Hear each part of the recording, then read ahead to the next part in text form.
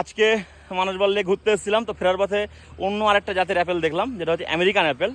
তো সেই অ্যাপেলটা একদম লাল লাল হয়ে গেছে, মানে সাইজটা এখনও সেভাবে হয়নি, কিন্তু দেখো লাল লাল হয়ে গেছে। দেখো সবে পাক ধরেছে, খুব বড় কিন্তু এই অ্যাপেলগুলো হয় না। হ্যাঁ, এই অ্যাপেলগুলো মিডিয়াম সাইজের হয়, সাইজটা কিন্তু ওই রকমই আছে, বড় বিলাতি কুলের মতো, কিন্তু লাল লাল হয়ে গেছে। আগের দিন যে গ্রিন অ্যাপেল দেখেছিলাম, যেহেতু গ্রিন অ্যাপেল তো আর লাল হয় না, সেই জন্য কিন্তু তবুও পাকেনি।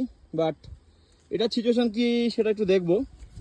আর আপেলগুলো তোমরা দেখো যে পুরো একদম সাজানো, কিন্তু গাছগুলো একদম লাইনে সাজানো। আর আগের দিন যে গাছ তোমাদের দেখিয়েছিলাম ওগুলো অতটা সাজানো না, আর এগুলো তো ছোটো গাছ, এগুলো অত বড় গাছ নয়, কিন্তু ফলন বেশি।